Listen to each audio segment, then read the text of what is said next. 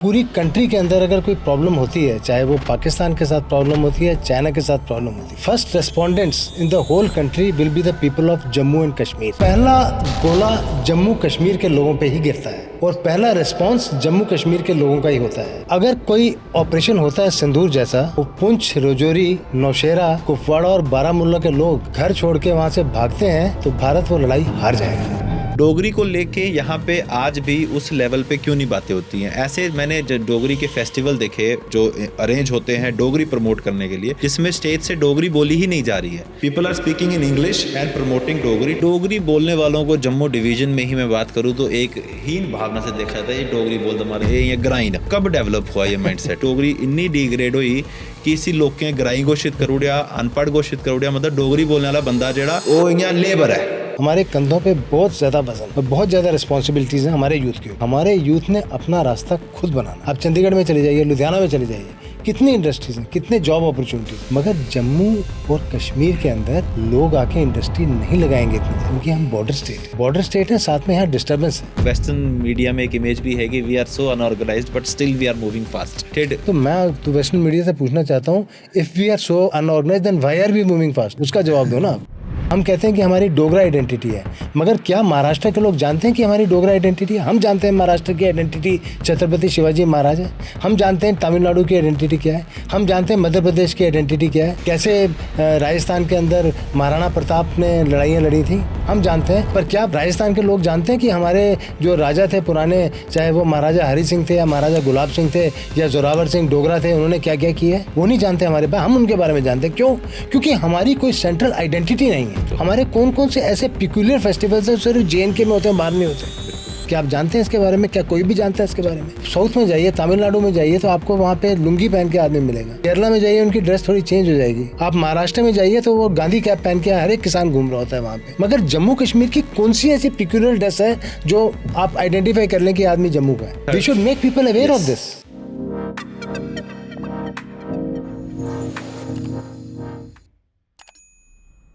Hello everyone, welcome to my channel, and today we have a special guest with us, Mr. Sanjeev Dogra. He is a retired Major General. Thank you, Sanjeev ji, आप हमारे show पे आए and you gave your precious time to us. So Sanjeev ji, अगर हम first conversation start करें, हम Jammu division में हैं, जम्मू कश्मीर रियासत के, और इसके आसपास हमारे इंटरनेशनल बॉर्डर्स लगते हैं। सो अगर आप as a defence strategist and you have 37 years of experience, अगर आप बताना चाहें हमारे जम्मू डिवीज़न के लोगों को कि हमारे इस यहाँ पे यूथ की क्या कैसे इनको प्रिपेयर रहना चाहिए, काइंड ऑफ कुछ आप अवेयरनेस अगर आप इस इंटरनेशनल बाउंड्री से रिलेटेड कुछ बताना चाहें तो। You know, Jammu is a unique region. हम काफ़ी अलग हैं और यूनिक हैं, बहुत लकी हैं कि जम्मू में पैदा हुए हैं। तो जम्मू के लोग जो हैं वो जम्मू की अहमियत को इतना नहीं पहचानते हैं जितना उनको पहचानना चाहिए। जैसे एक हिरन होता है ना, कस्तूरी वाला हिरन, सुना आपने? जिसके अंदर से बहुत खुशबू आती है कस्तूरी की। जी। कस्तूरी वाला हिरन होता है ना, सारी उम्र उसको पता नहीं होता कि उसकी खुशबू कहाँ से आ रही है। इसी तरह जो जम्मू रीजन है, जो जम्मू के लोग हैं, हम लोग स्पेशल हैं, क्योंकि पूरी कंट्री के अंदर अगर कोई प्रॉब्लम होती है, चाहे वो पाकिस्तान के साथ प्रॉब्लम होती है, चाइना के साथ प्रॉब्लम होती है, first respondents in the whole country will be the people of Jammu and Kashmir. चाहे वो क्रॉस बॉर्डर फायरिंग हो, चाहे वो टेररिस्ट रिलेटेड कोई इंसिडेंट हो, चाहे ऑपरेशन सिंदूर जैसा कोई बड़ा ऑपरेशन हो, चाहे फुल फ्लेज्ड वॉर हो, पहला गोला जम्मू कश्मीर के लोगों पर ही गिरता है और पहला रिस्पॉन्स जम्मू कश्मीर के लोगों का ही होता है। अगर कोई ऑपरेशन होता है सिंदूर जैसा, वो पुंछ, राजौरी, नौशेरा, कुपवाड़ा और बारामुल्ला के लोग घर छोड़ के वहाँ से भागते हैं तो भारत वो लड़ाई हार जाएगा, क्योंकि आज की लड़ाई ज़मीन पे नहीं, दिमाग में होती है जी। तो अगर जम्मू कश्मीर के लोग डटे हुए हैं, अपनी जगह पे खड़े हुए हैं, तो वो बहुत बड़ा काम कर रहे हैं। तो मैं तो बहुत खुशकिस्मत हूँ कि मैं ऐसी जगह पैदा हुआ हूँ जम्मू कश्मीर में और यहाँ पे रह रहा हूँ। यहाँ के लोग बहुत यूनिक हैं। हमारे लोगों की जो कैपेबिलिटीज़ हैं, क्वालिटीज़ हैं, बहुत यूनिक हैं। जी जी, थैंक यू। मुझे मतलब एक खुद ही मैं मुझे आपकी बात सुन के ही एकदम मतलब motivation I and I really felt good about it.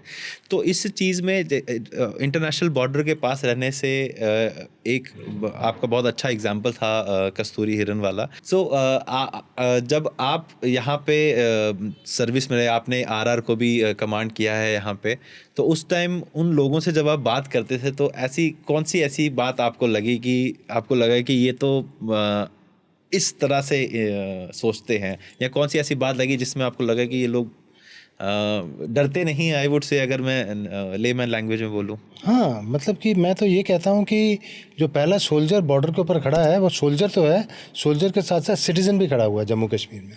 क्योंकि देखिए, पंजाब हो जाए, चाहे वो राजस्थान हो या गुजरात हो, वहाँ के जो बॉर्डर्स हैं वो इंटरनेशनल बाउंड्री हैं, इंटरनेशनल बाउंड्री है वहाँ पे।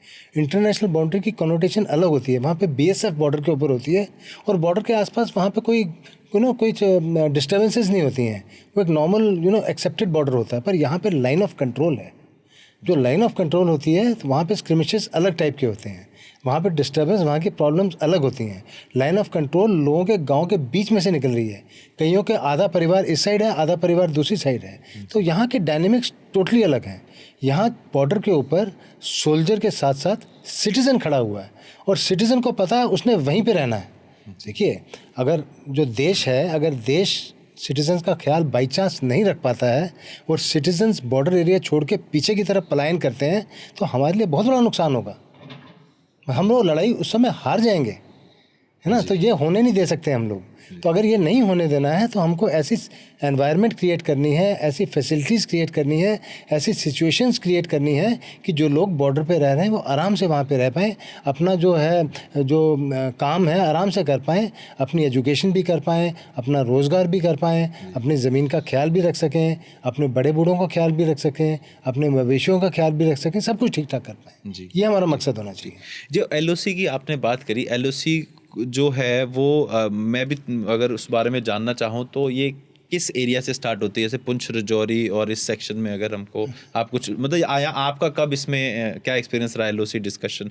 मतलब वैसे तो हमारे एलओसीज जो मैंने थोड़ा बहुत, मुझे आप तो बहुत एक्सपर्ट हैं इसमें, बट एलओसी से रिलेटेड आप थोड़ी डिटेल्ड इन्फॉर्मेशन अगर बताना चाहेंगे कि एलओसी यहाँ से यहाँ तक है और क्या आपने? हाँ, देखिए, जैसे आपने थोड़े दिन पहले पढ़ा होगा accession of Jammu and Kashmir with the हाँ जी, इंडिया, जी, इसके जी, बारे में जी, आपने सुना 26 होगा। अक्टूबर, हाँ जी। तो जब एसेशन हो रहा था इंडिया का जम्मू कश्मीर के साथ, उस समय पाकिस्तान ने अपनी आर्मी कबायलियों के रूप में, साथ में जो लोकल गुंडे, बदमाश, लुटेरे, और साथ में आर्मी पर्सनल सिविलियन बना के जम्मू कश्मीर के अंदर भेजे जी। वो छम के एरिया में भी आए, नौशेरा के एरिया में भी आए, पुंछ के भी एरिया, राजौरी के एरिया में भी आए, उड़ी से होते हुए, बारामूला होते हुए श्रीनगर की तरफ जा रहे थे। उस समय जो जम्मू और कश्मीर की स्टेट फोर्सेस थी, उन्होंने बहुत बहादुरी के साथ लड़ाई की, और इंडियन आर्म फोर्सेस की 1 सिख रेजिमेंट वो भी लैंड किया था उन्होंने श्रीनगर में, और उन्होंने भी पाकिस्तानियों का बहुत डट के मुकाबला किया था। किसी कारणवश एक टाइम ऐसा आया कि डिसाइड किया गया कि अभी लड़ाई बंद कर दी जाए और सीज़ फायर करेंगे। जब सीज़ फायर डिक्लेयर हुआ इंडिया और पाकिस्तान के बीच में, तो एक सीज़ फायर लाइन बन गई थी जी। और 1971 की जब लड़ाई हुई थी, उस 71 की लड़ाई के बाद उन्होंने कहा सीज़ फायर लाइन को अब हम एक लाइन ऑफ कंट्रोल बना देते हैं, और लाइन ऑफ कंट्रोल को पाकिस्तान भी मानेगी, इंडिया भी मानेगी, जब तक इसका पूरी तरह से हल ना निकल जाए। तो लाइन ऑफ कंट्रोल जो है अखनूर का एरिया है, वहाँ पे एक जगह है संगम से शुरू होती है और ये चलती जाती है, ये सारी डिस्ट्रिक्ट्स पार करती है, अपना राजौरी की भी, पुंछ की भी, फिर बारामूला, कुपवाड़ा, गुरेज होते हुए, फिर कारगिल और लद्दाख होते हुए, ये लद्दाख में नुब्रा नदी है, उस एरिया में एक जगह है NJ 9842, वहाँ तक जाती है। और उसके बाद लिखा हुआ है कि यहाँ से it follows north towards the northern hills, तो वहाँ थोड़ी सी एम्बिग्यूटी है, पर वो सॉर्ट आउट हो गई है। वहाँ सियाचिन ग्लेशियर का एरिया है। तो ये लाइन ऑफ कंट्रोल बड़ी अहम है जी। ये लाइन ऑफ कंट्रोल और सीज फायर लाइन में क्या डिफरेंस होता है? डिफरेंस कोई नहीं है, पहले सीज फायर लाइन थी, अब इसको लाइन ऑफ कंट्रोल। अच्छा, वैसे ही लाइन ऑफ कंट्रोल में हो गया। तो संजीव जी, इस जैसे कि अभी आपने एक एलओसी के बारे में बताया और इतने सारे उस पर इंफॉर्मेशन शेयर करी, वहाँ पे जो उन एरियाज एलओसी के आसपास जो यूथ है, या जो जम्मू डिवीज़न, या एक यूथ को आप मैसेज क्या देना चाहेंगे इस बारे में, या एक इन जनरल? तो देखिए, मैं जो यूथ है जम्मू का, उसके लिए मेरे पास 2 मैसेज हैं। सबसे पहला मैसेज ये है कि हमारा जो यूथ है, unlike the balance of the youth of the country, we have got lot of responsibilities on us. हमारे कंधों पे बहुत ज़्यादा वजन है और बहुत ज़्यादा रिस्पॉन्सिबिलिटीज़ हैं हमारे यूथ के ऊपर। दूसरी बात यह है कि हमारे यूथ ने अपना रास्ता खुद बनाना है। देखिए, अगर आप पंजाब देखें, महाराष्ट्र देखें, तमिलनाडु, आंध्र प्रदेश, गुजरात, हर जगह आपको बहुत सारे इंडस्ट्रीज़ मिलेंगी, बहुत सारे प्राइवेट प्लेयर्स हैं वहाँ पे, बहुत सारी कंपनीज़ हैं। आप चंडीगढ़ में चले जाइए, लुधियाना में चले जाइए, कितनी इंडस्ट्रीज़ हैं, कितने जॉब अपॉर्चुनिटीज़ हैं। मगर जम्मू और कश्मीर के अंदर लोग आके इंडस्ट्री नहीं लगाएंगे इतनी ज़्यादा, क्योंकि हम बॉर्डर स्टेट हैं। बॉर्डर स्टेट है, साथ में यहाँ डिस्टर्बेंस है, लाइन ऑफ कंट्रोल है, और पहले टेररिस्ट रिलेटेड एक्टिविटीज़ भी होती रही हैं। तो कोई भी बाहर से आके यहाँ इन्वेस्टमेंट करने में थोड़ा सा घबराता है, थोड़ा हिचकिचाता है। अब आप देखिए, जो हमारी एजुकेशन हो रही है, चाहे हम यूनिवर्सिटी में पढ़ रहे हैं, चाहे बच्चे यूनिवर्सिटी में MBA कर रहे हैं, चाहे होटल मैनेजमेंट का कोर्स कर रहे हैं, चाहे ग्रेजुएशन पोस्ट ग्रेजुएशन कर रहे हैं, इंजीनियरिंग कर रहे हैं, MBBS कर रहे हैं, इन बच्चों के लिए जॉब अपॉर्चुनिटीज़ बहुत लिमिटेड हैं जम्मू कश्मीर के अंदर। इनको नेचुरली बाहर जाना पड़ता है। तो हमारा मकसद ये होना चाहिए कि हम जम्मू कश्मीर में सबसे पहले इनके लिए जॉब अपॉर्चुनिटीज़ ऑर्गेनाइज करें। आपके अकॉर्डिंगली जम्मू कश्मीर में ऐसी कौन सी प्रोफाइल्स हैं जिनमें जॉब ज़्यादा क्रिएट हो सकती हैं? कौन सी इंडस्ट्री ऐसी है जिसमें यूथ को अपनी एनर्जी डाइवर्ट करनी चाहिए? हाँ, देखिए, यहाँ जो इंडस्ट्री बनेगी, इंडस्ट्री उस लेवल की नहीं बनेगी जहाँ पे आपको स्किल्ड और क्वालिफाइड यूथ बहुत ज़्यादा चाहिए। जो हमारे बच्चे MBA कर रहे हैं, जो हमारे बच्चे इंजीनियरिंग कर रहे हैं, उनका जो कैलिबर है, उनकी जो कैपेबिलिटीज़ हैं, उस लेवल की इंडस्ट्रीज़ यहाँ बहुत कम लेंगी। यहाँ पे छोटे लेवल की इंडस्ट्रीज़ लेंगी जहाँ पे ये कैलिबर नहीं चाहिए। यहाँ टूरिज़्म डेवलप हो सकता है to a certain extent. Tourism can be develop, तो टूरिज़्म काफ़ी चीज़ें एब्जॉर्ब कर लेगा। पहला है, या तो गवर्नमेंट जॉब्स यहाँ इंक्रीज़ हों, या फिर कुछ हो कि जो नेबरिंग एरियाज़ हैं वहाँ कुछ ऐसी इंडस्ट्रीज़ लगे जहाँ यहाँ के लोग एब्जॉर्ब हो जाए, या फिर यहाँ के लोग जो हैं वो गवर्नमेंट जॉब जैसे आर्म फोर्सेस हो गया या पैरामिलिट्री फोर्सेस हो गया, इनके अंदर जॉब के लिए ढूंढें, या फिर एंटरप्रेन्योरशिप शुरू करें, अपनी कंपनीज खोलें, अपना काम शुरू करें। उसके भी काफ़ी ज़्यादा स्कोप है यहाँ पे। तो people, it is not necessary that एक जो नॉर्मल साइकिल होता है ना, जो हमने बचपन से साइकिल देखा है कि ये बच्चा बड़ा होगा, ग्रेजुएट होगा, नौकरी करेगा, पेंशन लेगा और मर जाएगा।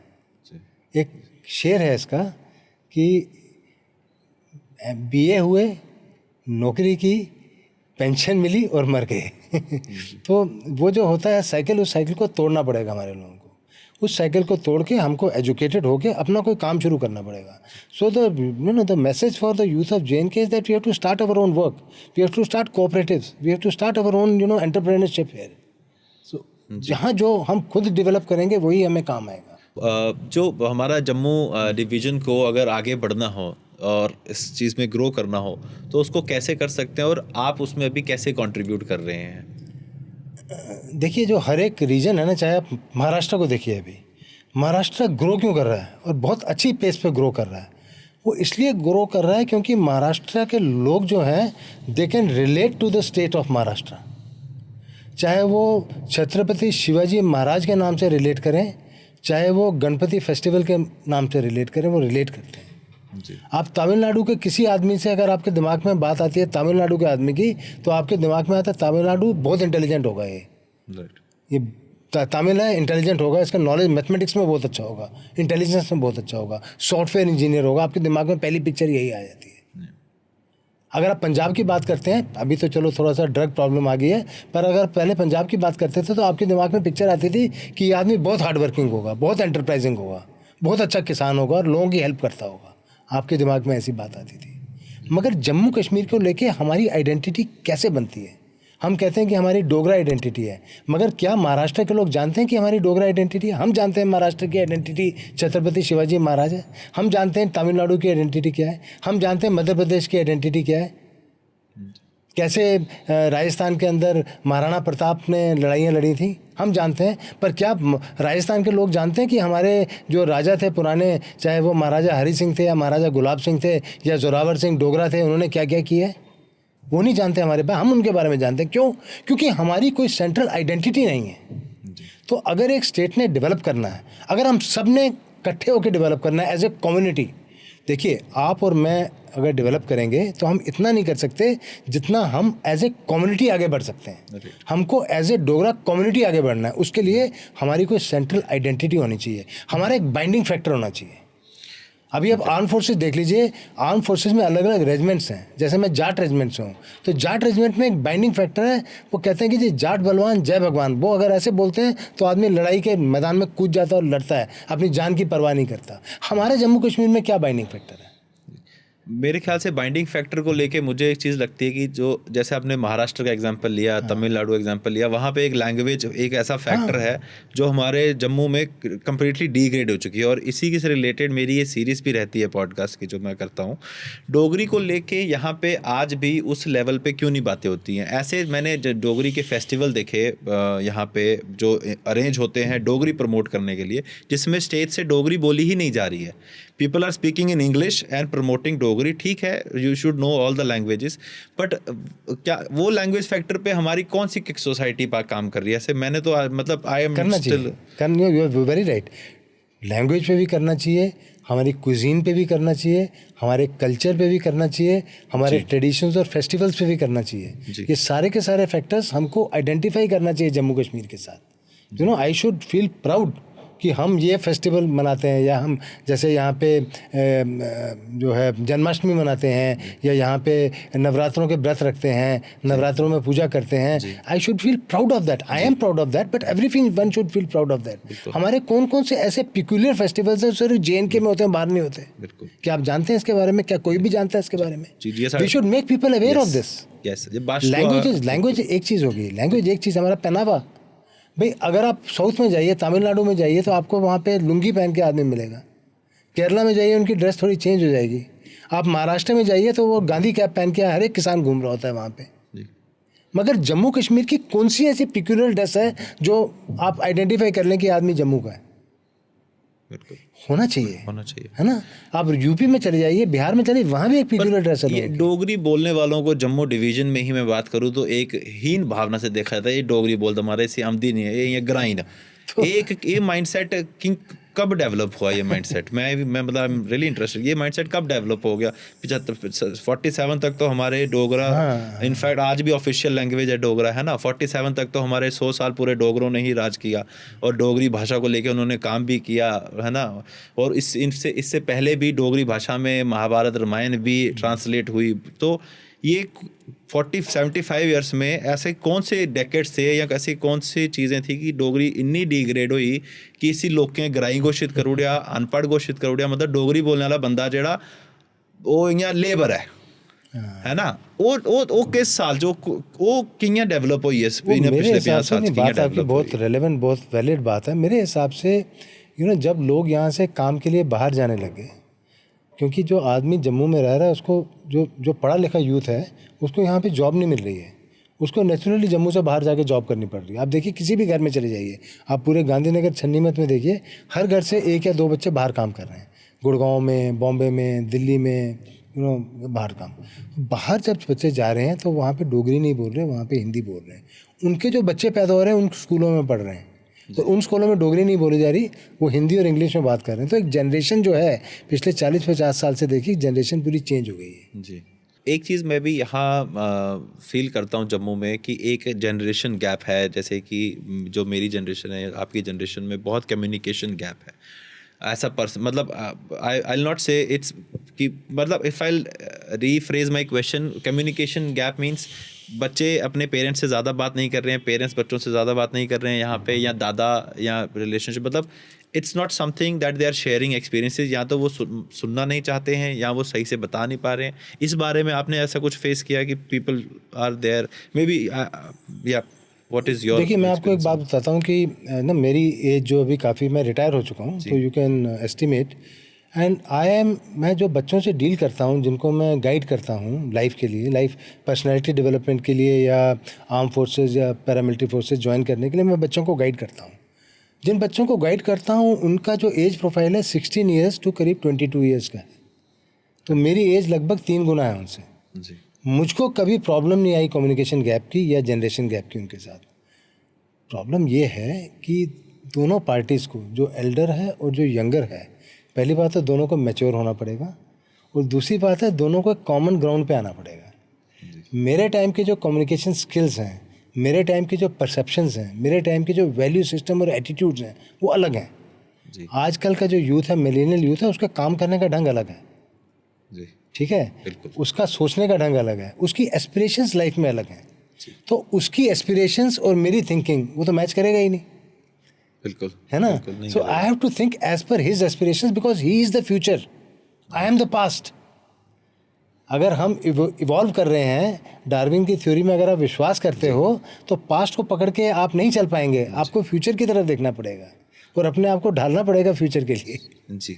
तो इसकी लेकिन ये चीज़ अगर नहीं समझ पा रहे हैं या मतलब ये फिर इस चीज़ को लेके भी हमारे यहाँ बहुत ओपन डिस्कशंस नहीं होते हैं फैमिलीज़ में। मतलब may be my experience is that कि इस बारे में अगर हम बात करें तो वो कॉमन पेज की जो आप बात कर रहे हैं, पेरेंट्स या कोई भी उस एज ग्रुप में, उनके लिए क्या आइडियाज़ आप सर रिकमेंड करते हैं? पहले देखिए कि कम्युनिकेशन का मकसद क्या होता है, what is the aim of communication. अगर आप और मैं कम्युनिकेट कर रहे हैं या दो आदमी कम्युनिकेट कर रहे हैं, कम्युनिकेशन का मतलब है टू अल्टर अदर्स बिहेवियर। एक बिहेवियरल चेंज लाने के लिए कम्युनिकेट कर रहे हैं, चाहे वो बिहेवियरल चेंज सोशल हो, चाहे इमोशनल हो, चाहे वर्क रिलेटेड हो, कोई भी बिहेवियरल चेंज। तो अगर मैं एक मिलेनियल के साथ या यूथ के साथ कम्युनिकेट कर रहा हूँ तो मैं जानना चाहता हूँ कि भाई मुझको ये बात ध्यान में रखनी चाहिए कि मैं इससे किस लिए कम्युनिकेट कर रहा हूँ, क्या रीज़न क्या है कम्युनिकेशन का। Do I want to show my love and affection to that youngster? He is my child, he is my grandchild. Do I want to show love and affection to him? If I have to show love and affection to him, I have to understand what he considers good and target my communication accordingly. भाई अगर मैं आपकी तरफ प्यार जताना चाहता हूँ तो मैं आपको वो चीज़ खिलाऊंगा जो आपको पसंद है। आपको पसंद है बर्फ़ी, मगर मैं आपके लिए आलू टिक्की ले आया तो कैसे पसंद आएगी आपको? जी। तो मुझको समझना पड़ेगा कि आपको क्या पसंद है और वही चीज़ आपको खिलानी पड़ेगी। कम्युनिकेशन में भी यही बात है। बिल्कुल, मैं आपकी बात से बिल्कुल अगर आप एक मिलेनियल हैं, एक यंगस्टर हैं और आप पले बड़े हैं शिनचैन देखते हुए या कार्टून जैसे देखते हुए और मैं आपको महाभारत की कहानी सुनानी शुरू कर दूँ रोज़, तो कैसे पसंद आएगी आपको? आएगी नहीं। तो मैंने लेसन्स आपको महाभारत के देने हैं मगर शिनचैन को हीरो बना के देने हैं। राइट। बिल्कुल, ओके, मेक सेंस। ऐसे होता है। Right, right. So Sanjeev ji, जैसे कि आप एसएसबी की कोचिंग्स भी देते हैं और आप बच्चों को बहुत मतलब मोटिवेट करते हैं to get into things, you use some techniques. वैसे अगर आपको जम्मू के यूथ को कुछ पर्सनैलिटी डेवलपमेंट या कुछ गाइड करना हो इससे रिलेटेड, तो कुछ स्पेसिफिक एरियाज़ पे अगर आप बताएं तो कैसे फोकस करें? मैं तो हमेशा, जैसे जब ये NEP 2020 आया था, नेशनल एजुकेशन पॉलिसी, तो मैं बहुत खुश हुआ था वो देख के, क्योंकि वो जो पॉलिसी है ना वो स्किल डेवलपमेंट पे बात करती है। चाहे वो स्किल करना है, डी स्किल करना है, री स्किल करना है और अप स्किल करना है। कोई भी स्किल होता है उसकी लाइफ करीब 5-6 साल ही होती है, 5-6 साल में स्किल चेंज करना पड़ता है।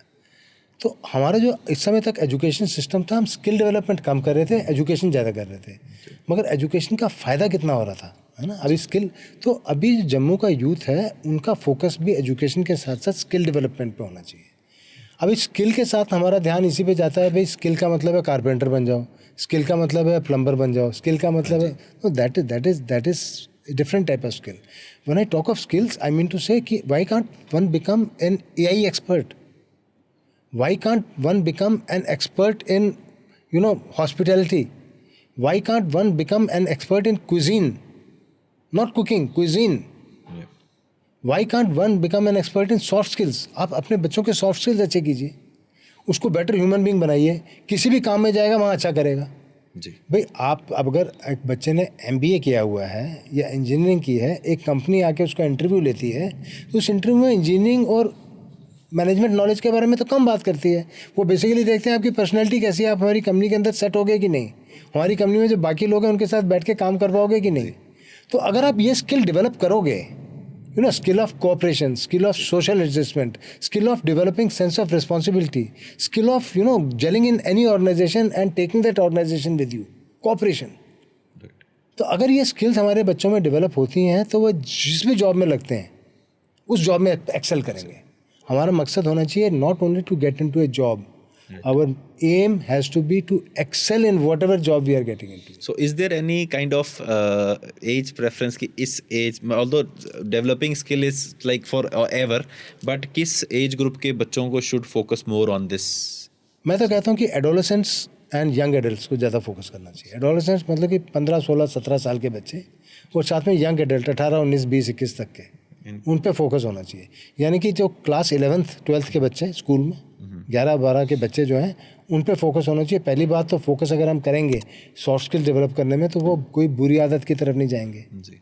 वो अपने काम में फोकस रहेंगे और साथ में अच्छे बनेंगे, अच्छे नागरिक बनेंगे, अच्छा वर्कफोर्स बनेंगे कंट्री के लिए. जी. एकदम से मुझे याद आया कि आपने you have 37 years of career, तो उस दौरान में आपका ऐसा कोई मोमेंट जो आपको एकदम से जैसे फर्स्ट क्लिक करता हो कि I have that 37 of year experience, but ऐसा कोई चैलेंज या ऐसा कुछ कोई चीज़? देखिए, मैं तो हमेशा मानता हूँ लाइफ तो चैलेंजेस से भरी रहती है. तो बहुत सारे चैलेंजेस आते हैं लाइफ में, मगर जैसे आपने जहाज़ देखा है ना, आपने कॉमर्शियल एयरक्राफ्ट जो होता है जी. तो कॉमर्शियल एयरक्राफ्ट जब उड़ रहा होता है ना हवा के अंदर तो ऑटो पायलट पे उड़ रहा होता है. जी. उसको पायलट ऑटो पायलट पे कर देता है, वो मशीन जहाज़ को उड़ाती है जी. और जहाज़ अपने आप उड़ता है. वो पायलट आराम से बैठ के अखबार पढ़ रहे होते हैं, चाय पी रहे होते हैं. पायलट का काम तब आता है जब कोई जहाज़ में या तो टर्बुलेंस हो रही है या कुछ ऐसे इमरजेंसी हो रही है, तो देन पायलट को काम करना पड़ता है. इसी तरह हमारी लाइफ अगर ऑटो पायलट पे चलती रही तो वो तो बोरिंग हो जाएगी.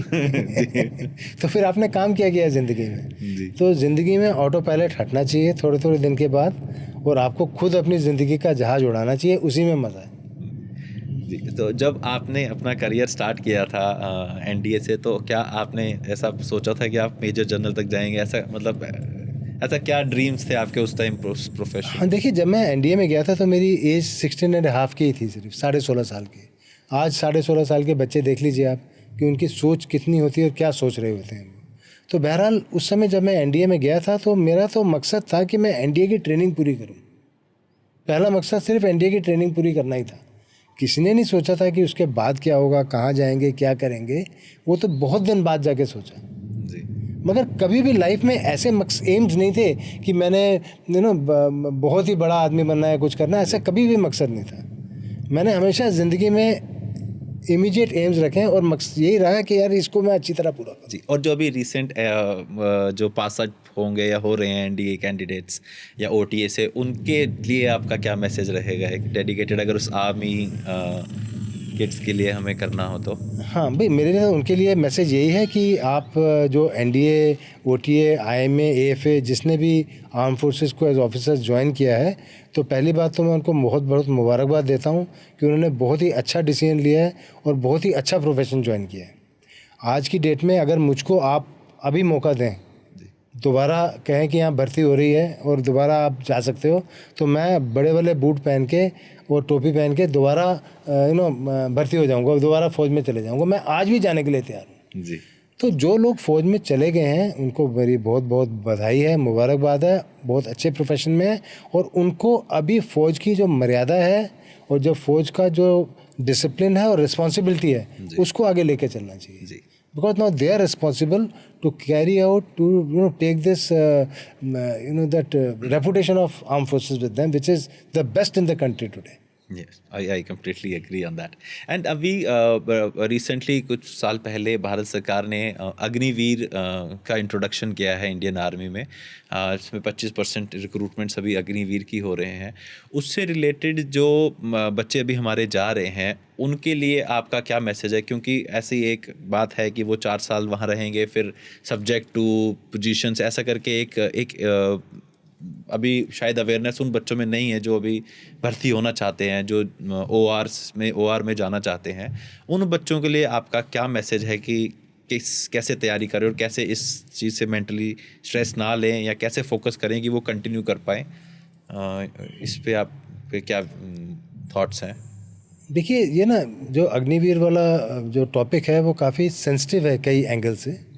बिकॉज इसमें जो थॉट प्रोसेस है पब्लिक का, थॉट प्रोसेस यूथ का जो जाना चाहते हैं अग्निवीर में या परमानेंटली भर्ती होना चाहते हैं, और थॉट प्रोसेस गवर्नमेंट और आर्म फोर्सेस का, ये सब अलग अलग लाइन पे सोचते हैं. क्योंकि जब भी हम सोचते हैं, जब भी हम कोई डिसीजन लेते हैं, उस डिसीजन के पीछे हमारा कोई ना कोई क्राइटेरिया होता है ना? अगर मैं एक शहरी हूँ और मैं आर्म फोर्सेस में जा रहा हूँ, भर्ती हो रहा हूँ एज ए जवान, तो मेरा क्राइटेरिया एम्प्लॉयमेंट की तरफ है. I am looking at employment and I am looking at a permanent government job. तभी मैं कहता हूँ कि मेरा परमानेंट होना चाहिए. जब गवर्नमेंट या आर्म फोर्सेस किसी को भर्ती कर रही है आर्मी के अंदर, तो उस समय उसका criteria is not only to enroll that person, उसका criteria is also to ensure the budget of the arm forces remains under one limit और अंडर वन लेवल. क्योंकि हमारा जो पेंशन बिल इतना बड़ा भी नहीं हो सकता कि हम सारा का सारा पैसा गवर्नमेंट का पेंशन में ही लगा दें और बाद में हमारे पास सामान खरीदने के लिए पैसा ही नहीं बचे. तो गवर्नमेंट का क्राइटेरिया और सोचने का नज़रिया अलग है, पब्लिक का क्राइटेरिया और सोचने का नज़रिया अलग है. पब्लिक का क्राइटेरिया नज़रिया भी ठीक है, गवर्नमेंट का नज़रिया भी ठीक है. तो मकसद है कि एक कॉमन ग्राउंड पे आया जाए. अब कॉमन ग्राउंड पे आना इतना आसान नहीं है, क्योंकि ये पॉलिटिकल डिसीजन है, ये पॉलिटिकल एंगल है. इसके अंदर लोगों की एस्पिरेशंस हैं. देखिए, लोगों का सेंटिमेंट वो डिसाइड करता है पॉलिटिकल विल, और पॉलिटिकल विल डिसाइड करता है कि आगे एक्शन क्या होगा. तो एक साइकिल है. जब तक वो साइकिल दोबारा चक्कर लगा के पूरा नहीं होगा, तब तक आप लोग ऐसे ही सोचते रहें. तो जब तक जो पब्लिक का जो सेंटिमेंट है वो गवर्नमेंट की विल को चेंज ना करे, तब तक कुछ नहीं होगा. पब्लिक सेंटिमेंट है, पब्लिक कैसे सोचती है, पब्लिक कैसे गवर्नमेंट को कन्विंस कर सकती है, पॉलिटिकल पार्टीज को कन्विंस कर सकती है, उसी वजह से सर फौज तो वही करेगी जो गवर्नमेंट कहेगी. गवर्नमेंट कहेगी 50% रख लो, 50 रख लेंगे. गवर्नमेंट कहेगी 25% रख लो, फौज 25% रख लेंगे. तो फौज के हाथ में, तो फौज तो सिर्फ वो करती है जो सरकार कहती है, और सरकार वो करती है जो पब्लिक चाहती है, क्योंकि पब्लिक ही सरकार बनाती है. तो ऐसे दूसरी बात मेरी ये है कि अगर हमारा मकसद एम्प्लॉयमेंट जनरेट करना है, तो is arm forces the only place for employment. There are many other avenues for employment. तो वी शुड, देखो, इसका एक्शन 2-3 जगह होना चाहिए. एक एक्शन होना चाहिए कि हमको और एम्प्लॉयमेंट जनरेट करनी चाहिए, ताकि जो आज का एस्पायरिंग यूथ है, उस लेवल का जो जवान भर्ती हो रहा था, उसको एवेन्यू मिल जाए कहीं और भर्ती होने के लिए. दूसरी बात है, जो फौज से अगर वो 4 साल करके फौज से बाहर भी अगर कोई यूथ आ रहा है, तो उसको भी एब्जॉर्ब करने के लिए दूसरी जगहों में वैकेंसीज होनी चाहिए. सीआरपीएफ में होनी चाहिए, पुलिस में होनी चाहिए, स्टेट की जॉब्स में होनी चाहिए. उसको एब्जॉर्ब करने के लिए वैकेंसीज होनी चाहिए. You can have a cycle. Why can't we have a cycle in which कोई भी गवर्नमेंट जॉब में अगर जा रहा है, तो वो अग्निवीर से होके ही जाएगा. खत्म बात. आप बना दीजिए ऐसा रूल. जी, मैं पर्सनली, मेरा बहुत, मुझे ऐसा, जब ये रूल बना दीजिए, आप रूल बना दीजिए. हर एक आदमी अग्निवीर बनेगा, हर एक आदमी जॉब करेगा उसके बाद. बिल्कुल. ये प्रॉब्लम सॉल्व हो सकती हैं, पर ये प्रॉब्लम सेंटीमेंट और इमोशन के साथ सॉल्व नहीं होगी.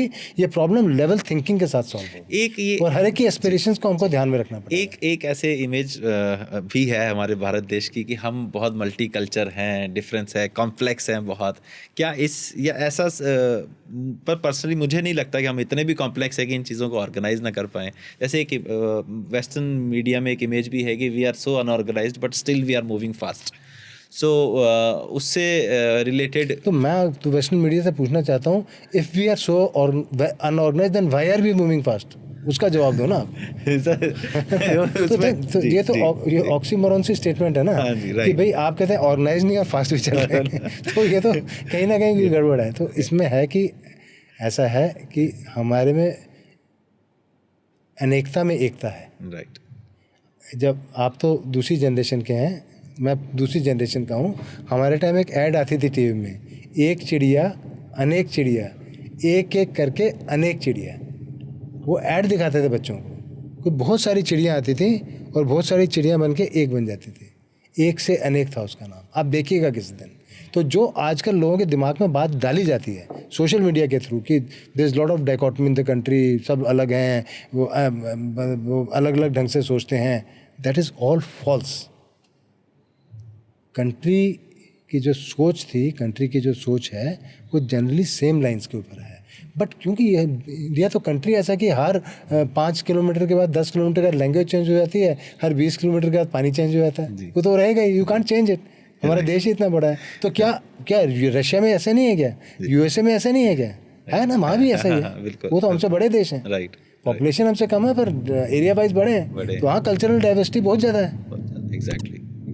आपका फॉरेन ट्रैवल किस किस कंट्री में रहा है, और आपका बेस्ट, मतलब आपको कौन सी सबसे अच्छी कंट्री लगी है? देखिए वही अच्छा का भी क्राइटेरिया होता है ना। हाँ, अच्छा जैसे means you liked it, जैसे हाँ, मान लीजिए जी। एक कंट्री जैसे इजराइल है, वो बहुत डिसिप्लिन कंट्री है। उन हर एक के दिल में देशभक्ति है। वहाँ पे आप जाइए तो सारे देशभक्त हैं वहाँ पे। सभी लोगों ने आर्मी के अंदर नौकरी की हुई है, उसके बाद बाहर काम कर रहे हैं।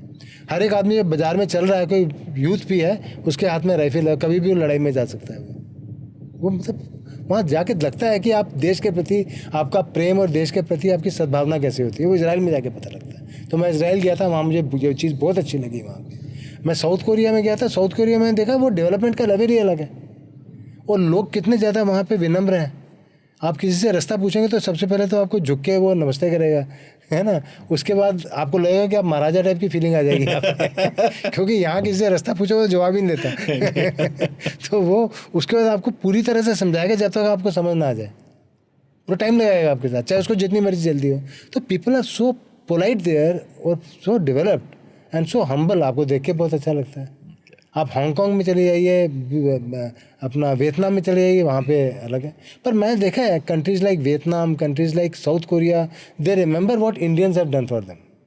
इजराइल भी, people remember what Indians have done for them. South Korea के अंदर सिर्फ इंडियन आर्मी की एक मेडिकल की कंपनी गई थी जब वहाँ पे लड़ाई लगी थी सेकेंड वर्ल्ड वॉर के बाद।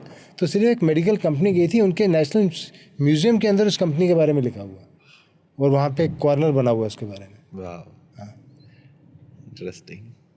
जैसे अभी हम बात कर रहे थे एनईपी की, तो उसमें रिसेंटली दमन एंड दीव में एक चीज़ की वो प्रैक्टिस स्टार्ट कर रहे हैं, जिसमें आंगनबाड़ी वाला जो सेक्शन है जो 3 to 6 में है, उस सेगमेंट को वो 0 to 3 ईयर्स में करना चाह रहे हैं, और मदर्स को भी उसमें कवर करना चाह रहे हैं। और न्यू एजुकेशन पॉलिसी में 3 to 6 पे और पोर्शन वाले स्कीम्स उसमें इम्प्लीमेंट करना चाह रहे हैं। तो प्राइमरी एजुकेशन को लेके जो मतलब लेस देन 10 ईयर्स के बच्चों का एजुकेशन है, उस पर अभी क्या काम हो रहा है, और आप कुछ उसके बारे में बताइए हमको। देखिए, एजुकेशन के साथ मेरी डीलिंग तो इतनी ज़्यादा है नहीं, but still because one remains aware. और मैंने कई जगह बच्चों की एजुकेशन देखी है कैसे होती है, चाहे वो इंडिया के अपने यहाँ JNK के रूरल एरियाज़ में है, जहाँ RET टीचर ही पढ़ाते थे बच्चों को, या बच्चे स्कूल जाते थे कहीं नहीं जाते थे, और किस तरह से बच्चों को आप उनका बेस बना रहे हैं प्राइमरी और प्री प्राइमरी एजुकेशन में। इट इज़ एक्सट्रीमली इम्पॉर्टेंट कि अगर आपका बेस अच्छा होगा तो उसके ऊपर इमारत भी आपकी अच्छी बनेगी। तो हमारा जो मकसद है प्राइमरी और प्री प्राइमरी एजुकेशन का, वो मकसद हमारा केवल नॉर्मल एकेडमिक एजुकेशन प्रोवाइड करना नहीं होना चाहिए। एक वो जो लेवल है आपका बच्चे का 4-5 ईयर्स टू 6-7 ईयर्स 8 ईयर्स के जो एज होती है, उसमें बच्चे के मॉरल्स और वैल्यू सिस्टम डेवलप होता है। तो हमारे जो पेरेंट्स हैं, टीचर्स हैं, और जो स्टाफ है स्कूलों का, उनका फोकस ऐसा होना चाहिए कि एकेडमिक एजुकेशन के साथ साथ एक बच्चे का एक वैल्यू सिस्टम भी डेवलप करें स्कूल के अंदर। एक बच्चे का एक मॉरल सिस्टम भी डेवलप करें स्कूल के अंदर। एक अच्छा वैल्यू सिस्टम और मॉरल सिस्टम अगर बच्चे का स्कूल में डेवलप होगा, घर में डेवलप होगा, तो आगे जाके वो बच्चा बहुत अच्छा बनेगा। जी जी ना जी। तो ये चीज़ें बच्चा बचपन में ही सीख जाता है, क्या सही है क्या जी, ये वैल्यू सिस्टम जो आप मतलब आप जो बात कर रहे हैं, इसके में अगर मैं एक चीज़ और ऐड करना चाहता हूँ कि क्या लैंग्वेज का भी, मतलब मैं इसलिए बोल रहा हूँ क्योंकि कुछ लोगों को ये भी लगता है कि हमने अच्छे स्कूल में डाल दिया, हाँ यहाँ, या फिर इस स्कूल में उससे भी हमारे वो चीज़ें डेवलप, वो अगेन वो एकेडमिक्स तक ही लिमिट कर पा रहे हैं। और again if I come back to Jammu division, यहाँ पे वही धारणा है कि लैंग्वेज जी डोगरी बोलने की ज़रूरत भी नहीं है। तो क्या वैल्यू सिस्टम और लैंग्वेज का कोई रिलेशनशिप है आपस में? हाँ, बिल्कुल नहीं है, कोई रिलेशन बिल्कुल नहीं है। वैल्यूज़ क्या होती हैं कि भी आपकी वैल्यूज़ क्या है, कि आप किस चीज़ को अच्छा समझते हैं, किस चीज़ को ख़राब समझते हैं। एक बच्चा है, वो चोरी करने को अच्छा समझता है कि ख़राब समझता है? वो किसी को डांटना अच्छा समझता है कि ख़राब समझता है? वो किसी जानवर को मारना अच्छा समझता है कि ख़राब समझता है? वो अपने दोस्त से लड़ना अच्छा समझता है, ख़राब समझता है? ये उसकी वैल्यूज़ बन रही हैं। उसको समझ में आता है कि अगर पानी है, खाना है, वो ज़ाया करना चाहिए कि उसका बचाना चाहिए। जी, वो उसकी वैल्यूज़ बन रही हैं। Language is a different thing. जी। इसमें मैंने ऐसा देखा है कि छोटे बच्चों को भी लोग डांटते हैं, जो 5 साल से के बच्चे हैं, 6 साल के बच्चे हैं। तो बच्चों को डांटना नहीं चाहिए, ऐसा मेरा मानना है। उस 5 साल के बच्चे को समझाने की कोशिश की जाती है बहुत एग्रेसिवली। तो आप एक मैसेज उन पेरेंट्स को क्या देना चाहेंगे? I have also a daughter, she is 4.5 years old। सो उन बच्चों को, उन पेरेंट्स को क्या मैसेज देना पाएंगे कि कैसे उस एंगर से डील करें जब वो तो पहली बात तो एंगर मतलब ऐसे तो होता है, मम्मी लोगों को ज़्यादा आता है नहीं चाहिए। मैं दोबारा वही बात आपको दोबारा बता रहा हूँ कि हमारे कम्युनिकेशन का पर्पज़ क्या है। कम्युनिकेशन का पर्पज़ अगर है एंगर निकालना तो हाँ आप जरूर पीटिए, मारिए, डांटिए, पर कम्युनिकेशन का पर्पज़ एंगर निकालना तो है नहीं। कम्युनिकेशन का पर्पज़ है उसको सही और गलत बताना, तो केवल सही और गलत बताइए, है ना। तो if your child is doing something which you consider wrong, child is considering correct, therefore he is doing it. आपका बच्चा मिट्टी खा रहा है तो वो इसलिए खा रहा है क्योंकि उसको मिट्टी खाने ये नहीं पता कि गलत है, वो उसको सही समझता है इसलिए खा रहा है। आप बड़े हो चुके हैं, आप जानते हैं मिट्टी खाना गलत है, तो आपको गुस्सा आ रहा है कि मिट्टी क्यों खा रहा है? नहीं, आपने उसको बताना है कि मिट्टी खाना गलत है। जब आप उसको बताएंगे कि मिट्टी खाना गलत है, बाद में नहीं खाएगा। अगर दोबारा खाता है उसको दोबारा बताइए, उसको सही और गलत का जो डिफरेंस है वो बताना आपका काम है। If the communication is not successful, if you are not able to convey this point to your child that मिट्टी खाना गलत है, it is your problem, not the child's problem. That means your communication is not good enough. Your persuasion is not good enough. अपनी persuasion को सुधारिए, बच्चे को सुधारने की कोशिश मत कीजिए, उसको सुधार के फ़ायदा नहीं होगा।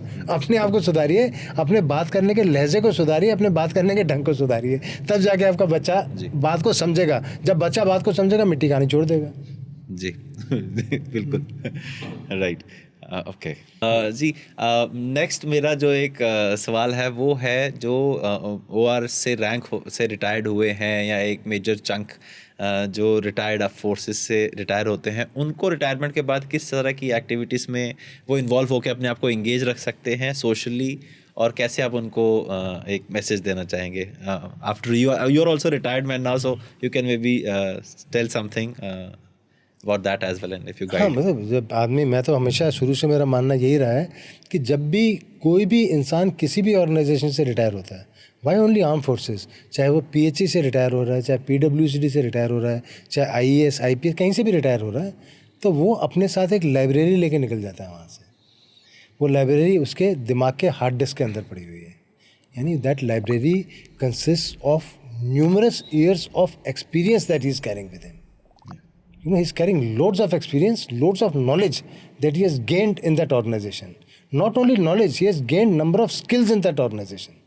अभी आप आर्म फोर्सेस में देख लीजिए कितनी तरह के स्किल हमारे जवान, हमारे ऑफिसर्स आर्म फोर्सेस से लेके निकलते हैं, चाहे वो ऑर्गेनाइज करने के स्किल्स हों।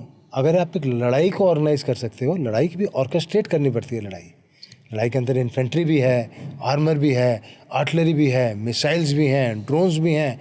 आप सब चीज़ों को ऑर्केस्ट्रेट करके लड़ाई लड़ रहे हो with a particular end state in mind. If you can do such a big thing, why can't you organise the work of any company और एनी फैक्ट्री और एनी सोसाइटी और any part of the government? You can easily do it. आप इतनी बड़ी चीज़ कर सकते हो, आप में स्किल है. इस तरह से जितने भी लोग आर्मी से बाहर आ रहे हैं, चाहे वो जवान हैं, चाहे GSOs हैं, चाहे ऑफिसर्स हैं, हर एक के पास बहुत सारी स्किल्स हैं. अब उस स्किल्स को यूटिलाइज़ करना है. या तो स्किल को गवर्नमेंट यूटिलाइज़ करे, या स्किल को सोसाइटी यूटिलाइज़ करे, या स्किल को वो आदमी खुद यूटिलाइज़ करे.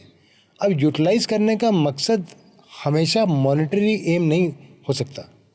सम people require money, many people require money, some people don't require that much of money.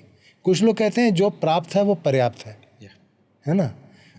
तो अगर आप स्किल को यूटिलाइज़ कर रहे हो तो आप या तो सोसाइटी को गिव बैक करने के लिए यूटिलाइज़ कर रहे हो, या आप अपने आप को एंगेज और ऑक्यूपाइड रखने के लिए यूटिलाइज़ कर रहे हो स्किल को. तो that depends on a person to person. But I always say that जो भी आप नॉलेज और स्किल्स लेके बाहर आए हैं उनको यूज़ कीजिए. अगर आप एक गांव में रहते हैं, सीमा के गांव में रहते हैं, मतलब आप बॉर्डर के पास किसी विलेज में रहते हैं, तो वहाँ पे विलेज डिफेंस को ऑर्गेनाइज़ कीजिए एज ए एक्स सर्विसमैन. वहाँ जो इवैक्यूएट करना है लोगों को फायरिंग के दौरान, उसको आप एज एक्स सर्विसमैन उसको ऑर्गेनाइज़ कीजिए. अगर आप एक JCO लेवल पे या किसी लेवल पे बाहर आए हैं, एक नॉन कमीशन ऑफिसर के लेवल पे, तो आप एक छोटी सी कोऑपरेटिव या छोटा जो वहाँ पे ऑफिसेस हैं गांव के अंदर जो सरकारी हैं, आप उनमें कंट्रीब्यूट कर सकते हैं, काम कर सकते हैं. Why not? You can be the first line of defense. You can be the first people who are standing and gaining knowledge on the border. आप बहुत काम कर सकते हैं. हमारे ऑफिसर्स बहुत काम कर सकते हैं. हमारे ऑफिसर्स स्किल डेवलपमेंट में कंट्रीब्यूट कर सकते हैं. अब एक एनसीसी होता है ना, एनसीसी कितने बच्चों को ट्रेन करता है, बच्चों को एनसीसी में एडमिशन नहीं मिलती, क्यों नहीं? जो हमारे जो जेसीओज हैं, जवान हैं, वहाँ से स्कूल हैं गांव में, तो वहीं स्कूल में बच्चों की ट्रेनिंग शुरू करें थोड़ी, उनको अच्छी बातें सिखाएं, उनको थोड़ा डिसिप्लिन सिखाएं। अगर एक बच्चा डिसिप्लिन, आज तो मैं दावे के साथ कह सकता हूँ sizeable amount of children specially in rural places are getting addicted to wrong things. Yes. तो if there is a intervention from responsible people, जो हमारे एक्स सर्विसमैन हैं या जो रिस्पॉन्सिबल लोग हैं, पढ़े लिखे लोग हैं, जो इतने डिसिप्लिन लाइफ जी के आए हैं, अगर वो इंटरवीन करेंगे तो ये प्रॉब्लम आपकी आधी दूर हो जाएगी।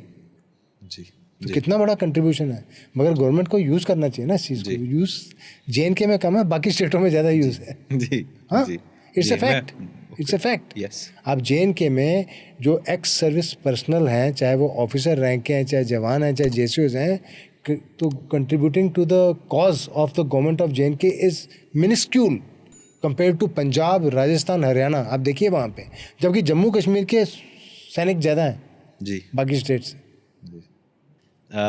So this is end to the wonderful podcast that I have with Mr. Sanjeev Dogra. Thank you, Sanjeev ji, for your time, and I wish you the best.